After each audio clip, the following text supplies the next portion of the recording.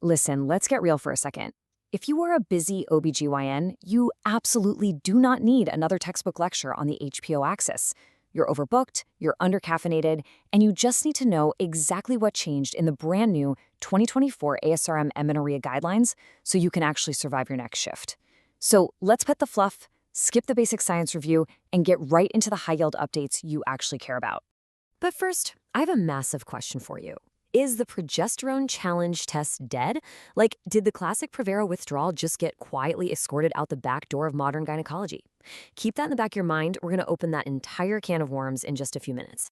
Because let's be honest with ourselves. It's 4 p.m. on a Friday, your inbox is literally screaming, your clinic is running an hour behind, and boom, your MA hands you a chart for a complex amenorrhea workup with a bizarre hormone panel that looks like absolute alphabet soup. We have all been there. It's that exact moment your burnout brain just wants to shut down and hide under the desk.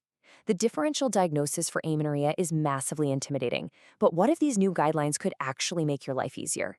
16 years, guys. That is how long it's been since these guidelines were touched.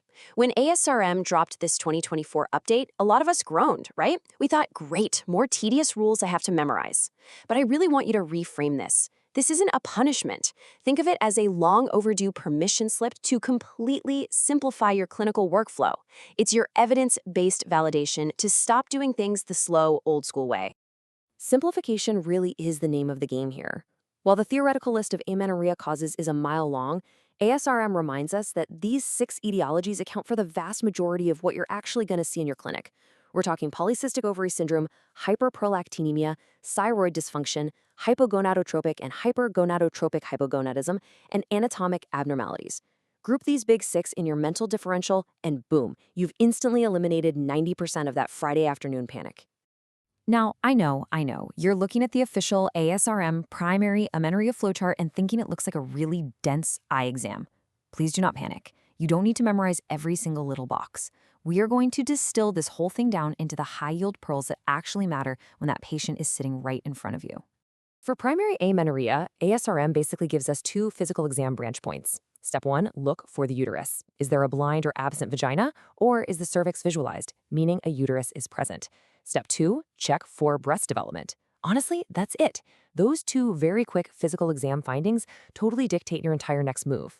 And why is that? Because it's literally a physiological cheat code. Breast development equals previous estrogen action. If breasts are present, she has seen estrogen. If there's no breast development, you are looking at hypogonadism, and your immediate next step is just grabbing an FSH to figure out if the problem is central, meaning a low or normal FSH, or at the level of the ovary with a high FSH. Suddenly, that terrifying flowchart is just a 2-step physical exam. Crazy, right? Okay, let's pivot to secondary amenorrhea. Just a rapid-fire refresh so we don't look foolish out there. Secondary amenorrhea is no menses for more than 3 months if she was regular, or 6 months if her baseline was already a mess. And what's step 1? Rule out pregnancy. Yes, really, I know you know this, but as the loving but exasperated senior attending in the room, I just have to say it. Pregnancy remains the reigning, undisputed champion of secondary amenorrhea. ASRM specifically notes that false negative urine tests do happen, so get the serum HCG if the clinical picture is whispering pregnant. Never, ever skip this step, unless you want a very embarrassing surprise during your pelvic ultrasound. Assuming the HCG is very much negative, ASRM directs us immediately away from all the guessing and straight into determining her hormone status through a highly targeted lab workup. Here's your modern rapid-fire lab panel for secondary amenorrhea. You need a TSH, prolactin, FSH, LH, and estradiol. But what about AMH? Well, ASRM notes that while it correlates nicely with PCOS, it frequently just muddies the water. Don't let a stray AMH value confuse your core hormone workup. Okay, so you ran the panel, her prolactin comes back mildly elevated, let's say 35 nanograms per milliliter, but the patient is totally asymptomatic. No galactorrhea, no headaches, absolutely no vision changes. Before you panic and order an incredibly expensive, totally anxiety-inducing pituitary MRI, did you check for this? 20%. ASRM highlights that up to 20% of patients diagnosed with hyperprolactinemia might actually be dealing with a completely biologically inactive molecule. 1 in 5. That is huge.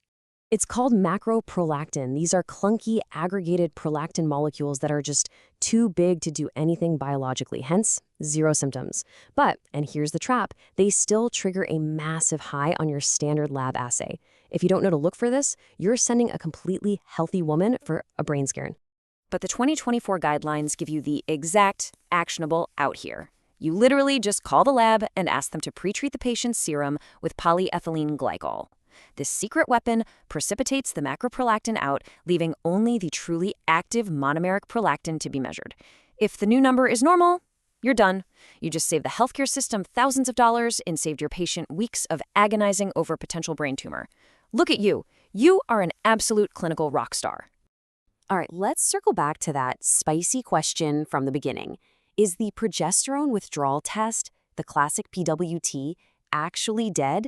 Well, ASRM kind of just dropped the mic. Quote, although the PWT may still have a role, other described approaches may result in a more rapid and accurate diagnosis. Boom. Okay, so they didn't completely bury it, but they definitely put it in hospice care. We used to just blindly hand out Provera and wait weeks for a bleed that honestly had a frustratingly high rate of false feedback anyway. The new paradigm? Just grab the transvaginal ultrasound probe. Measure the stripe, it gives you immediate, accurate data on her estrogen status without that completely unnecessary 2-week waiting game. So let's wrap this all up into a highly practical, brand new workflow for your very next shift. 1. Always check the HCG. 2. Group the big 6 to keep your differential manageable. 3. Use ultrasound early to assess endometrial thickness instead of just blindly guessing.